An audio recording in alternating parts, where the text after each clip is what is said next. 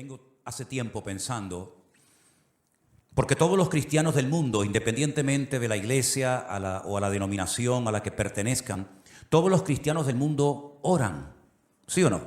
Todos oran, unos más, otros menos, mejor o peor, pero todos los cristianos de todas las iglesias del mundo oran. Algunos, para ellos la oración es solamente pedir, pedir y pedir. Y si no tienen nada que pedir o si no tienen un problema, no oran, porque para ellos solamente la oración es pedir. Otros han descubierto que la oración no solamente sirve para pedir, sino también para dar gracias, para alabar a Dios, para tener comunión con nuestro Dios. Y hay centenares de versículos que nos hablan acerca de la importancia de la oración. Y yo algo que les pediría que hicieran, no sé cuántos se van a animar a hacer esto, pero los que tienen tiempo libre o los que les interesa el tema, ¿por qué no buscan en la Biblia oraciones? Oraciones de hombres, oraciones de mujeres, oraciones que se hicieron en momentos puntuales y que se obtuvo un resultado tremendo. Hay oraciones preciosas, preciosas. Por ejemplo, la oración de Daniel en Babilonia, una oración espectacular. La oración, por ejemplo, que elevó el pueblo de Dios en momentos de urgencia nacional en los tiempos de la reina Esther. La oración que se elevó cuando Pedro estaba en la cárcel, ¿verdad? El día anterior habían matado a uno de los pastores de la iglesia, Santiago. La oración de Esdras, de Nehemías, oraciones realmente tremendas, de las cuales se puede aprender mucho también para orar cada vez con más efectividad. Y el Señor Jesucristo en el Sermón del Monte le dio una importancia tremenda a la oración, hasta el punto que Él nos enseñó una especie de oración modelo, que es el famoso Padre Nuestro, sobre la que podemos edificar nuestras oraciones personales, ¿verdad? ¿Qué decir de los salmos? Los salmos son muchas veces oraciones cantadas o simplemente oraciones que se elevaban en momentos de angustia, de desesperación, de persecución, de terror, de enfermedad. Y hay un versículo que dice que la oración eficaz del justo puede mucho. Recuerden esa palabra, eficaz. Algunos citan el versículo, pero se olvidan de esta palabra, que es la clave. Porque el texto no dice que la oración del justo puede mucho. El texto dice, si lo queremos citar como dice la palabra, la oración eficaz del justo puede mucho. Luego nos da a entender la Escritura que hay oraciones que no salen del techo. Oraciones que no son eficaces, porque no reúnen las condiciones, no tienen los ingredientes bíblicos para que sea una oración efectiva y poderosa y que obtenga resultados. Porque no solamente nos alegra saber que nuestro Dios, cuando oramos, nos escucha, nos oye, sino que además nuestro Dios también responde a la oración que hemos hecho. Y esta es la confianza que tenemos en Él, que si pedimos alguna cosa conforme a su voluntad, Él nos oye. Y si nos oye, sabemos que tenemos las peticiones que le hayamos hecho, ¿verdad? También dice la Biblia, y ustedes conocen esa palabra que dice, no reciben porque piden mal. Luego hay una forma de pedir, pero mal. Y entonces, como es una forma de pedir incorrecta, no recibe respuesta, no recibe resultados. Lo bueno de la oración es que se puede hacer en cualquier lugar, a cualquier hora y en cualquier postura. Por ejemplo, es curioso notar que cuando fue derramado el Espíritu Santo en el día de Pentecostés, Hechos capítulo 2, estaban orando juntos, sentados. Curioso, ¿verdad? Uno se imagina que estarían seguramente de rodillas o tal vez de pie. No, dice, estaban sentados. Luego vemos que se puede orar sentado. Y se puede orar de pie. Y se puede orar postrado en una cama. Y se puede orar en cualquier postura. Y Dios escucha la oración de la persona que lo hace. Y no tiene uno que ir a un sitio en particular para que Dios escuche y responda a tu oración, sino que puedes orar en tu coche, en el hospital, en la cárcel, en la iglesia, en tu casa, cuando vas a trabajar, caminando por la calle, mientras cocinas, La oración se puede hacer de cualquier postura y en cualquier lugar y a cualquier hora. Puedes orar de día, de tarde, de noche, de madrugada, cuando quieras, con voz alta o con voz baja, ¿verdad? La oración es algo realmente increíble. Dios la ha puesto tan fácil, tan accesible para sus hijos, que no hay excusa para no orar cuando queramos y donde queramos y en la postura que estemos. Amén. Imagínate que el Señor dijera, solamente voy a oírles si van a tal sitio y se ponen de esta manera a tal hora. Pero gracias al Señor no hay barreras para la oración. El Señor la ha puesto accesible para todos sus hijos cuando ellos quieran. Vamos a ver 3 ejemplos de oración en los cuales llevo pensando hace días y hoy me he decidido a compartir este mensaje. Vamos a ver una oración que se elevó en el Antiguo Testamento, en Primera de Reyes capítulo 18, por parte de un grupo grande de hombres que eran servidores de un ídolo llamado Baal. La palabra Baal en el Antiguo Testamento en hebreo significa Señor. Baal significa Señor. Baalí es mi Señor. Es decir, que se le puede llamar a Dios Baal, no, porque la palabra para Señor para nuestro Dios es Adonai, Adonai. Pero la palabra Baal también significa Señor y es la palabra que Sara utilizaba para dirigirse a su marido. Dice la Biblia que ella llamaba a su marido Señor. ¿Cómo lo llamaba? Baalí, mi Señor. Pero no utilizaba Adonai, porque ese es el nombre que se utiliza únicamente para nuestro Dios. Y estos hombres oraban y hacían una serie de cosas que aparentemente eran muy llamativas, pero no eran oraciones eficaces. No obtuvieron resultado. Es más, hicieron el ridículo, pero ni aún así reconocieron que se estaban equivocando en su forma de orar y a quién dirigían sus oraciones. Primera de Reyes capítulo 18, encontramos a Elías en una cordillera montañosa al norte de Israel, cerca de la costa llamada la cordillera o el Monte Carmelo, donde hoy en día hay un mirador muy bonito al cual me gusta llevar a los hermanos cuando van a visitar a Israel, porque desde una azotea hay una panorámica espectacular. Yo creo que es una de las visiones más hermosas del mundo. Es el Valle de Meguido, donde se va a llevar a cabo la famosa batalla de Armagedón. Y es una visión tremenda porque desde esa azotea puedes explicar casi 3/4 partes de la Biblia. Allí dices, mira, allí se produjo la muerte de Saúl y de sus hijos por mano de los filisteos. En aquel monte fue la transfiguración del Señor Jesucristo cuando se apareció Moisés y Elías. Mira, ¿ves allí?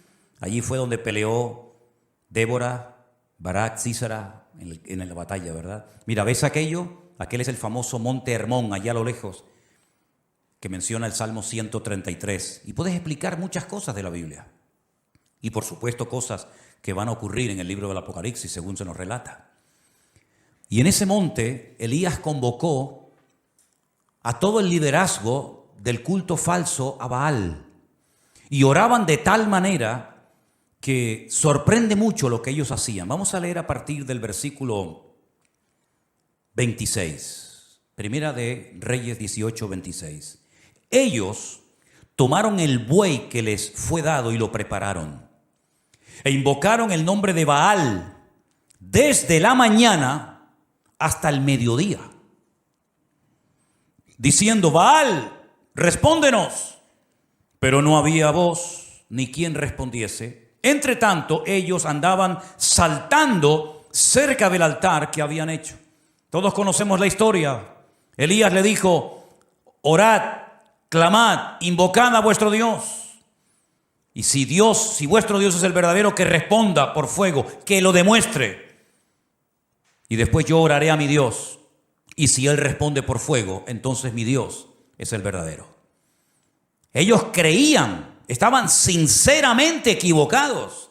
Ellos creían que si invocaban, si gritaban a Baal, Baal respondería por fuego. Y de hecho lo hicieron. Ellos no dijeron, no vamos a jugar a esto, porque vamos a hacer el ridículo. Déjalo. No, ellos creían que Baal les respondería. No hay nada peor que una fe equivocada. No hay nada peor que una fe puesta donde no se tiene que haber puesto. Ellos clamaron desde la mañana hasta el mediodía, y aconteció que al mediodía, versículo 27, Elías se burlaba de ellos. Y les decía: gritad, gritad en alta voz, porque Dios es. Quizá está meditando, o tiene algún trabajo, o va de camino, tal vez duerme y hay que despertarle. ¿Qué sentido del humor tenía Elías, metiéndose, burlándose con ellos? Pero ellos seguían, totalmente convencidos de que allí Baal respondería a su oración. Y entonces ellos clamaban a grandes voces, como si levantando el volumen su Dios los iba a escuchar más. Y se sajaban con cuchillos y con lancetas, conforme a su costumbre. Se hacían cortes, se abrían la piel hasta chorrear la sangre sobre ellos.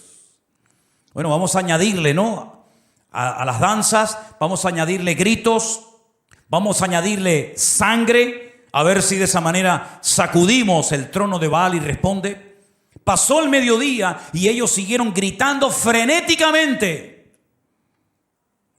hasta la hora de ofrecerse el sacrificio, pero no hubo ninguna voz, ni quien respondiese, ni escuchase. ¿Qué les parece? Ellos estaban totalmente convencidos de que sus gritos, todo lo que hacían, iba a demostrar que el verdadero Dios en Israel era Baal. Pero se equivocaron rotundamente, hicieron el ridículo. Y ese día en aquella cordillera, cuando el Señor respondió a la breve oración, sencilla y corta oración de Elías, que se tarda muy poco en hacerla, Elías aprovechó la oportunidad, la ocasión, para demostrarle al pueblo de Israel que el verdadero Dios era el Dios de Abraham, de Isaac y de Jacob. Y los degolló, a todos los degolló en aquel monte. Tremendo, ¿verdad? Dios respondió a la oración de su pueblo. Tenemos una oración muy breve, más que una oración, es como casi una especie de acción de gracias. Y es la que encontramos en el Evangelio de Juan capítulo 11. Cuando Jesús llega a la casa de Marta y de María y se las encuentra destrozadas porque su hermano Lázaro, el único hombre de la casa, ha muerto. Y el presente y el futuro de Marta y de María es terrible. Y no solamente porque tienen miedo, digamos, a su vida económica, sino que además, el Señor les ha fallado, según ellas pensaban. Porque lo mandaron a llamar hacía días y no apareció. Ellas que se habían portado tan bien, que habían agasajado tan bien al Maestro, que habían abierto su casa para que Él comiera con sus discípulos y con toda la gente que siempre venía detrás del Señor. Y el único favor que le piden resulta que no se lo concede. Y cuando el Señor llega tarde desde el punto de vista de estas hermanas, le dicen: si hubieras estado aquí, nuestro hermano no habría muerto. Ya es tarde, ya no hay nada que hacer. Pero el Señor le dice: el que cree en mí, aunque esté muerto, vivirá. Porque yo soy la resurrección y la vida, y tu hermano resucitará. Cuando llegan al cementerio, el Señor dice en el verso 39, quitad la piedra. Quitad la piedra. Marta, la hermana del que había muerto, le dijo: Señor, hiede ya, porque es de 4 días. Jesús le dijo: ¿no te he dicho que si crees verás la gloria de Dios? Entonces quitaron la piedra donde había sido puesto el muerto, y Jesús, alzando los ojos a lo alto, dijo: ¿cuánto se tarda en repetir, en hacer esta oración? Padre, gracias te doy por haberme oído. Nada. Aquellos estuvieron gritando desde la mañana hasta el mediodía. Hicieron el ridículo. Jesús dice: Padre, gracias te doy por haberme oído. Yo sabía que siempre me oyes, lo sabía, pero lo dije por causa de la multitud que está alrededor, para que crean que tú me has enviado. Y habiendo dicho esto, clamó a gran voz y dijo: Lázaro, sal fuera. Y el que había muerto salió atadas las manos y los pies con vendas y el rostro envuelto en un sudario. Y Jesús dijo: desatadle y dejadle ir. Sin espavientos, sin show, sin crear un espectáculo, que podía haberlo hecho de la forma más sencilla, simplemente dando gracias al Padre. Un muerto que hacía 4 días que estaba allí dentro metido, salió caminando, saltando por su propio pie. Algo tienen estas dos oraciones que hemos visto, que es lo que podríamos llamar o clasificar como oraciones eficaces. Los otros no obtuvieron resultados. Los otros perdieron el tiempo. Elías con una breve oración y Jesús simplemente dando gracias obtuvo más que 450 hombres haciéndose daño, gritando como locos y haciendo un espectáculo que fue un auténtico ridículo y que no sirvió absolutamente para nada. Pero una de las oraciones que más me ha llamado a mí la atención es la que hace una mujer. Una mujer que lo lleva pasando muy mal hace años. Y yo he estado esta semana leyendo y estudiando palabra por palabra. Lo he leído en español, lo he leído en hebreo. He consultado 4, 5, 6 o 7 versiones diferentes. Y he disfrutado muchísimo de la oración de Ana en 1 Samuel capítulo 1. Vamos a leer esta historia, por favor. 1 Samuel capítulo 1, verso 1 dice que había un hombre, un varón de Ramataim de Sofín, en el monte de Efraín, que se llamaba Elcana. Era hijo de Jeroboam, de Eliú, de Tohu, de Suf, Efrateo. Él menciona a todos sus antepasados. Y este hombre tenía 2 mujeres. Y la primera pregunta que surge es, ¿cómo es posible que un creyente ya a estas alturas de la vida, sabiendo lo que la Torá enseñaba y sabiendo que Dios creó a un hombre para una mujer y una mujer para un hombre, cómo es posible que a estas alturas de la historia de Israel todavía haya personas que tengan varias esposas, en este caso 2? La poligamia en aquellos tiempos estaba muy arraigada a las culturas. Era muy normal que un hombre tuviera varias mujeres. Incluso Elcana, que era un adorador del Dios vivo y verdadero, no se conformaba con una, sino con 2. Luego también tenía 2 suegras, no solamente 2 esposas. El nombre de una era Ana y el nombre de la otra Penina. Y Penina tenía hijos, mas Ana no los tenía. Ahora, había una costumbre que cuando un hombre tenía varias esposas, a una la tenía única y exclusivamente para presumir de lo hermosa que era, y a las otras las tenía para parir hijos, para que de esta manera, digamos, que se pudiera conservar mejor físicamente. Pero también en la cultura de la época, una mujer estéril, una mujer que no podía dar a luz hijos, en aquella época, se consideraba una maldición, porque Dios es el dador de la vida y es el que impide, o el que ellos creían que impedía, que una mujer fuera estéril. Pero Ana, como buena creyente que era, sabía que en el pasado mujeres estériles como ella habían sido sanadas milagrosamente por el poder de Dios. Y la primera mujer que seguramente Ana tenía en su mente era la matriarca Sara, la esposa del patriarca Abraham, que siendo estéril y de avanzada edad, el Señor la visitó y tuvo a un hijo llamado Risa o Isaac. Y no solamente ella pensaba en Sara, sino después pensaba seguramente también en la esposa con la que se casó Isaac, que por cierto también fue estéril, Rebeca. Pero el Señor, dice la Biblia, que la sanó cuando su marido oró por ella.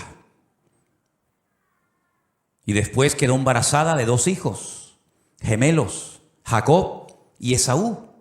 Y curiosamente, la tercera generación, Raquel, también es una mujer estéril, pero era la mujer que Jacob amaba con toda su alma y con todo su corazón. Y Dios la sanó y tuvo 2 hijos de ella, José y Benjamín, y murió en el parto de uno de ellos.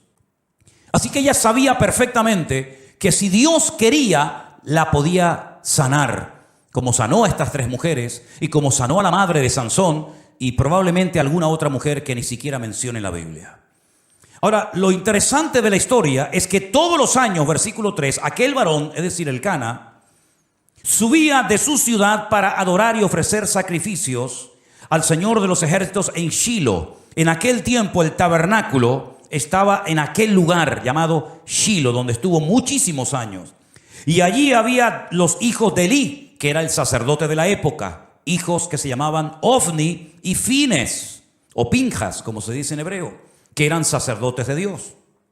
Cuando llegaba el día en el que el Cana ofrecía el sacrificio, le daba a Penina su mujer y a todos sus hijos y a todas sus hijas, a cada uno su parte. Pero a Ana, aunque Jehová no le había dado, a Ana le daba una parte escogida porque amaba a Ana, aunque el Señor no le había concebido tener hijos.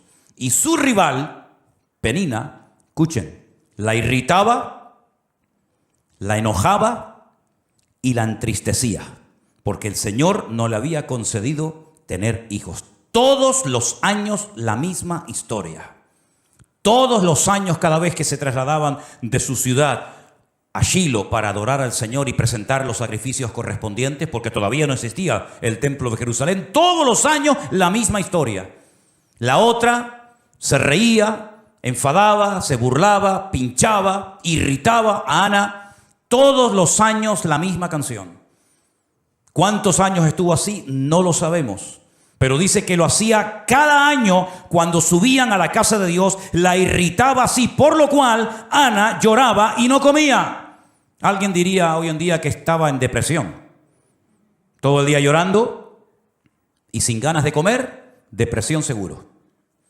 Y ahora resulta que el cabeza del hogar, el responsable de la vida de ese hogar, su marido, el Cana, le hace varias preguntas a su esposa. La primera, ¿por qué lloras? ¿Por qué no comes? ¿Y por qué está afligido tu corazón? No se entera de nada. ¿Tú no sabes por qué llora tu mujer? ¿Tú no sabes por qué está sin ganas de comer? ¿Tú no sabes por qué lo pasa mal? Como si fuera algo imposible de conocer. Si es un secreto a voces. Tu mujer lo está pasando mal y tú no haces nada para ayudarla.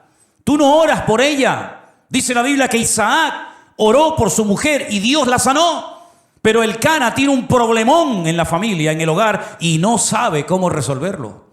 Y no hay nada peor que un hombre en una casa ciego y sordo espiritualmente hablando, que no sabe cómo resolver los problemas espirituales de su hogar, que no sabe cómo actuar como un hijo de Dios, y que lo único que sabe es ¿por qué? ¿Qué te pasa? ¿Por qué estás todo el día llorando? ¿Por qué no quieres comer?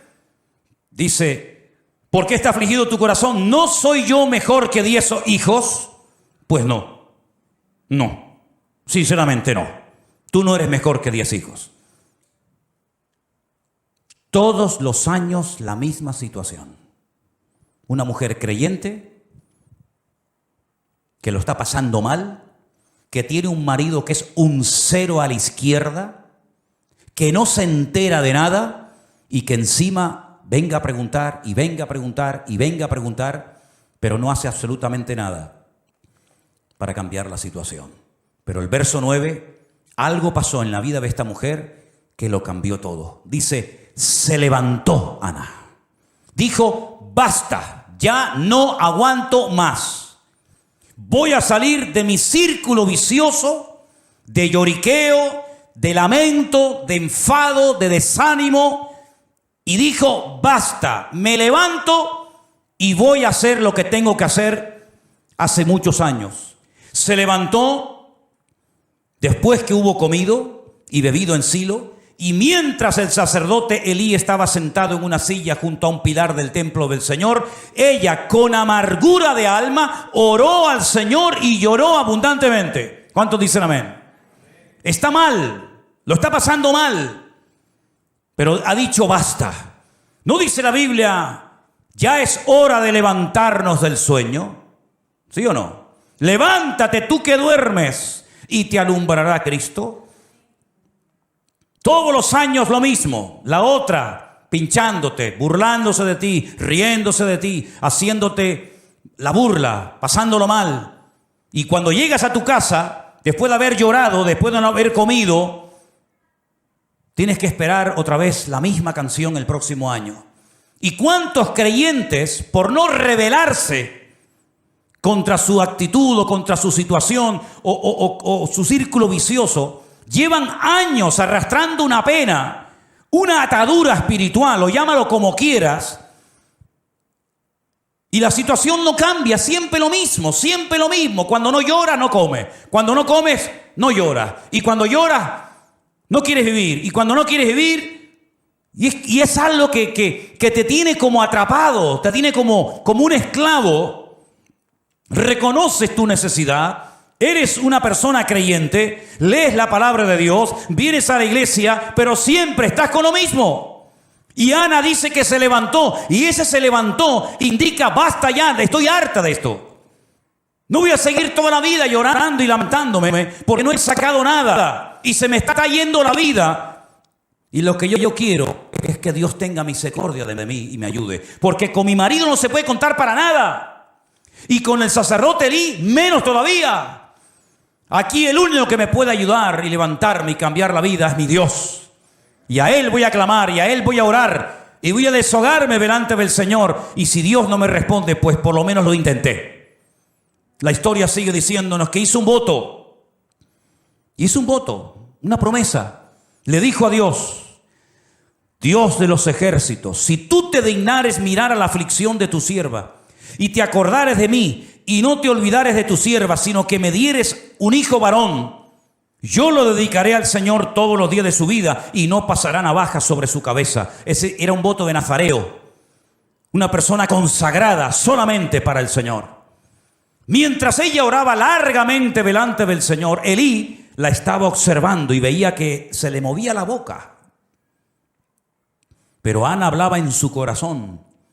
Solamente se movían sus labios y su voz no se oía. Y Elí la tuvo por ebria. Tiene menos discernimiento que un mosquito este hombre.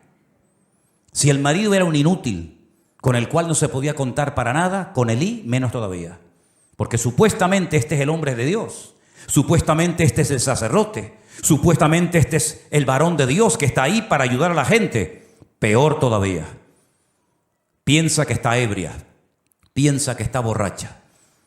No grita frenéticamente como aquellos en el Monte Carmelo.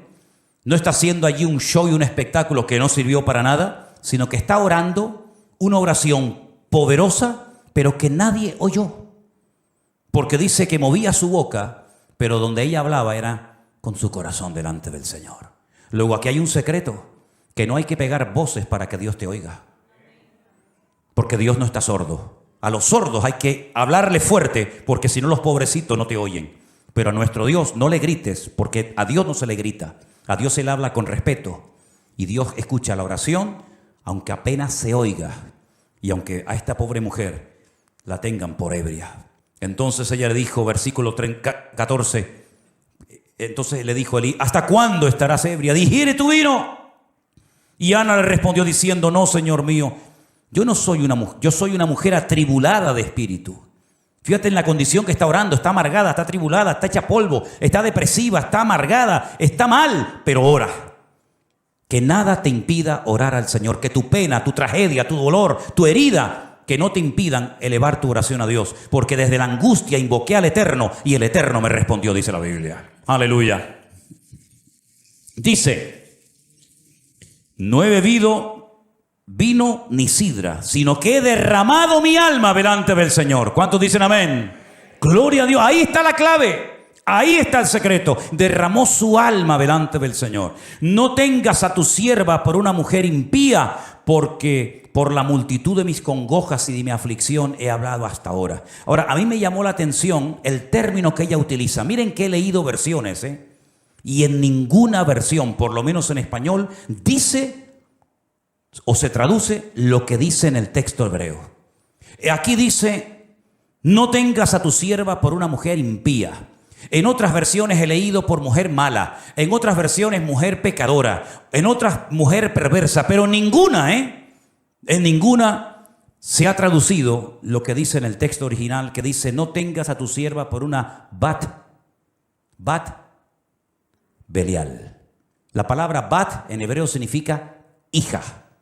Y Belial es un nombre que recibe Satanás en la Biblia. ¿Dónde lo encontramos en el Nuevo Testamento? No os unáis en yugo desigual, porque ¿qué comunión tiene la luz con las tinieblas? ¿O qué comunión tiene Cristo con Belial, con Satanás? Ella está diciendo, yo no soy una hija de Satanás. Aquí lo han traducido por mujer impía, pero realmente dice, yo no soy una hija de Satanás. Y entonces él le responde, ve en paz y el Dios de Israel te otorgue la petición que has hecho. Aquí hay algo muy interesante que tengo que parar un momentito para explicarlo. Ella dice, yo no soy una Bat Belial, yo no soy una hija de Satanás. Pero pasen la página y en el capítulo 3, capítulo 2, versículo 12, 2, versículo 12, los hijos de Elí eran hombres impíos. Benei Belial. Tus hijos sí que son hijos de Satanás. Pero yo no soy una hija de Satanás. Aquí le manda un mensaje subliminal al sacerdote diciendo, tú a mí me confundes, tú a mí me tomas por una hija de Satanás. Los hijos de Satanás son tus hijos, que lo dice aquí en el capítulo 2, versículo 12. Los hijos de Elí eran hijos de Satanás y no tenían conocimiento del Señor. Me impactó mucho, por lo menos a mí, mientras estudiaba y preparaba este mensaje para el día de hoy. En el peor momento de la historia de Israel, cuando hay una corrupción moral y espiritual sin precedentes, esta mujer se pone en pie y dice basta. Cuando el sacerdocio es un desastre, incluso dice la Biblia que había en aquella época, en aquella generación, falta de conocimiento del Señor y escaseaba la palabra, dice otro texto. En aquel tiempo de bancarrota espiritual, de crisis nacional, se levanta esta mujer y dice basta, y se pone a orar y clama delante de Dios y cambia el rumbo de la historia de su país. Porque algo que Dios ha hecho a lo largo de la historia es, en el peor momento político, económico y espiritual de un pueblo, es cuando Dios levanta a un Salvador, a alguien, para que marque una diferencia y le indique al pueblo de Dios por dónde tiene que ir y por dónde no tiene que ir. Lo hizo en Egipto.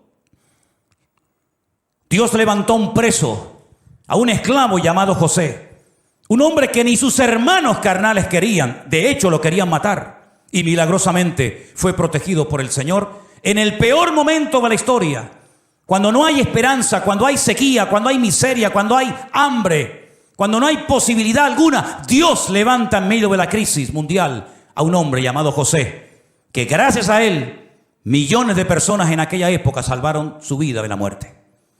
En el peor momento, cuando Jerusalén estaba siendo sitiada por las tropas enemigas del rey Nabucodonosor, cuando los reyes eran corruptos, cuando el templo era una cueva de ladrones, cuando no había palabra de Dios, cuando había falsas profecías, cuando había manipulación de la palabra, cuando venían y enseñaban palabra que no era inspirada por Dios, creando una falsa expectativa en el pueblo, Dios levantó a un profeta llamado Jeremías, que le dijo al pueblo durante 40 largos años lo que tenían que hacer y lo que no tenían que hacer. Dios levantó un hombre de Dios tremendo en medio de la peor corrupción moral y espiritual y en medio de la peor tragedia que jamás había vivido Israel hasta entonces, como fue la destrucción del templo de Jerusalén, siendo llevados cautivos a Babilonia. Allí Dios levanta a un hombre llamado Daniel, que le dice al pueblo lo que tienen que hacer y lo que no tienen que hacer. Cuando el peor imperio de toda la historia de la humanidad, un imperio corrupto, sin piedad, sin misericordia, que mataba a la gente por cualquier cosa, el imperio romano, cuando el pueblo de Israel estaba con la soga al cuello, oprimido, pagando tributos que era imposible poder pagarlo, Dios levantó un Salvador, que fue nuestro Señor Jesucristo, en medio de la peor crisis histórica y política y espiritual de la historia de la humanidad. Y por eso el anticristo, imitando lo que Dios ha hecho, en el peor momento de la historia de las naciones, cuando todo esté destrozado, sin esperanza, sin solución, cuando el dinero no valga nada, cuando una barra de pan costará el sueldo de todo un día de trabajo, es cuando se levantará el famoso anticristo para ofrecerle al mundo paz y seguridad. ¿Qué te parece? Es en los peores momentos de la historia, cuando escasea la palabra, cuando hay corrupción en el liderazgo, cuando hay falta de palabra, cuando hay manipulación de las escrituras, cuando hay abuso de poder, cuando es un tiempo de bancarrota y de crisis espiritual, Dios siempre levanta a alguien para que marque una diferencia y le diga al pueblo, no es por ahí, no es esa forma, no es esa palabra, sino es por este sendero. Y Dios siempre levantará a alguien para que indique lo que tenemos que hacer en tiempos de crisis y tiempos de necesidad. ¿Cuántos dicen amén? Gloria a Dios por Ana, que se levantó y dijo, basta. Porque si ese año, con sus llantos, con sus lamentos, con su irritación, con su enfado, con su depresión, si hubiera vuelto otra vez a Ramataín, donde vivía Elcana y la otra, hubiera sido siempre lo mismo, y la historia se hubiera perdido al hombre que marcó una diferencia en la historia de Israel como yo creo como ningún otro. Porque es verdad que Samuel no hizo los grandes milagros de aquellos profetas como Elías y Eliseo. Nunca hizo flotar hachas que se habían hundido en el río y las hacía flotar como si fueran corcho. Nunca resucitó muertos ni limpió leprosos como por ejemplo en el río Jordán fue sanado de la lepra de Naamán. Nunca hizo milagros espectaculares, pero Samuel entendió el corazón de Dios como nadie. Fue ese eslabón entre los jueces que ya no servían y entre esa futura monarquía que iba a llevar al país a una profunda depresión y a una crisis sin precedentes. Fue un hombre que marcó una diferencia y que siempre tuvo palabra de Dios específica para los hombres que querían agradar al Señor en aquella época. Fue el que preparó a muchos profetas que luego ayudaron a los reyes, ¿verdad? Como consejeros en el palacio, aquella escuela de profetas que estaba, por ejemplo, en Jericó. La historia se hubiera perdido a un gran varón de Dios si aquella mujer no hubiera dicho, basta, basta del llanto, basta del lamento, basta, no dependas de ningún hombre, no dependas de nada ni de nadie, depende solamente de Dios, hermano y hermana. Mientras dependas de alguien, eres esclavo de ese alguien. Pablo dijo, o mejor dicho, el Señor dijo a través de la pluma de Pablo, cuando alguien es vencido por alguien, se hace esclavo de ese alguien. Y no te olvides nunca que el que paga, manda. Y a nosotros quien nos paga y quien nos sustenta, es el Señor es mi pastor y nada me faltará. Le dije a los pastores en Milán, si ustedes tienen miedo a hablar claramente la palabra de Dios en vuestros púlpitos, por miedo a que se marche la gente y perdáis vuestro sueldo, vosotros no servís para estar en el ministerio. A este nivel de mensaje les estuve predicando a los pastores el otro día. No sé si alguna vez me volverán a invitar, pero me da exactamente igual. Mientras dependamos de algo o de alguien, cuando ese algo o alguien nos falle, nuestra vida será un desastre.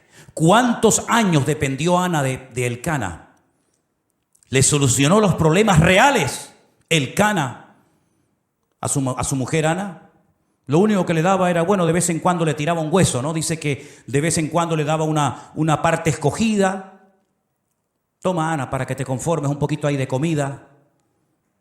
Pero el problema real nunca supo solucionarlo, porque un hombre que no es de Dios no puede ser tu guía y tu sustentador y la persona que te cubra espiritualmente hablando. Elcana era un religioso que iba todos los años a Shilo a adorar a Dios, pero nunca supo solucionar el problema que tenía en su casa, que era una mujer deprimida. ¿Y por qué no supo solucionarlo? Porque las personas que no tienen una íntima comunión con Dios son ciegos, son torpes y no saben cómo resolver algo porque no tienen las herramientas espirituales para poder solucionarlo. Ella dijo, yo no voy a depender de mi marido, yo no voy a depender del sacerdote Elí, ni de sus hijos que son un desastre. Yo voy a clamar a mi Dios. Y clamó de una forma tan diferente, clamó de una forma tan profunda, que no tenía fuerzas ni para abrir la boca. Pero el Señor oyó su clamor y al año siguiente Ana tuvo a un gran gigante de la fe llamado Shemuel, que significa aquel que oye o que fue oído por nuestro Dios. ¿Cuántos dicen amén? No sé cuál es tu necesidad. No sé cómo es la situación espiritual de tu hogar. Pero lo que sí sé es que el Dios que oyó el clamor de Ana es nuestro Dios. Y cuando estés en crisis, cuando estés en necesidad y en angustia, hagamos lo que nos dijo el Señor Jesucristo. Entra en tu aposento, cierra la puerta y tu Padre que te ve en lo secreto te recompensará en público. Eso fue lo que hizo Ana. El marido hacía todo para que la gente lo viera. El cordero, la cabra, el buey, el sacrificio, siempre era todo a la vista de los demás. Pero esta mujer descubrió el secreto de estar en intimidad con Dios, en la privacidad con Dios. Nadie oyó su oración. Es más, aquel que tenía que apoyarla espiritualmente hablando, la tuvo por ebria. Y le tiene que dar una explicación ella, el sacerdote, en vez del sacerdote ministrarle a ella. Pero es que sí, así era aquella época. Falta de conocimiento. Un niño, el de ella, Samuel, de pequeño, oía mejor la voz de Dios que el mismo sacerdote, que estaba ya tan cansado y estaba tan desgastado por fuera y por dentro, que ya estaba sordo a la voz de Dios. Estamos viviendo en una época de crisis moral, espiritual, de abusos o de abuso de poder. Pero queridos hermanos, en medio de esta tormenta en la cual estamos viviendo, Dios quiere levantar a su iglesia. Dios quiere levantar a su pueblo para que este mundo sepa que hay esperanza cuando clamamos con toda nuestra alma y con todo nuestro corazón a nuestro Dios. Si ustedes observan y analizan la historia de la iglesia en su conjunto, en las últimas décadas, los últimos 30 o 40 años, prácticamente hoy en día, de aquellos grandes evangelistas, de aquellos grandes y famosas estrellas del evangelio, no queda en pie ni uno. Y es que estamos viviendo en una época en la que Dios a quien quiere levantar es a su iglesia, y que su iglesia a su vez levante su nombre ante la presencia del Señor. Ese es el objetivo que tiene que tener el Señor con nosotros. Encontrar Anas, encontrar hombres y mujeres que sepan clamar. Y ya les he dicho que para clamar a Dios no hace falta hacer show, ni espectáculo, ni levantar la voz a grito como si Dios fuera sordo, sino simplemente, como dice aquí, estoy derramando mi alma delante del Señor. Estoy desahogándome en la presencia de mi Dios. Y aunque tú no me entiendas, aunque mi marido no me haga caso, aunque tú te rías de mí, aunque creas que estoy borracha, aunque la otra se meta conmigo, me da igual. Ella salió de su círculo vicioso y puso su mirada única y exclusivamente en Dios. Y dice la Biblia, si habéis resucitado con Cristo, poned la mira en las cosas de arriba, no en las de la tierra, porque allí es donde está la respuesta a todas nuestras necesidades y peticiones en el nombre del Señor. ¿Cuántos dicen amén? Cierra tus ojos en esta noche ahí donde estás, mi querido hermano. Es tiempo de levantarnos y actuar.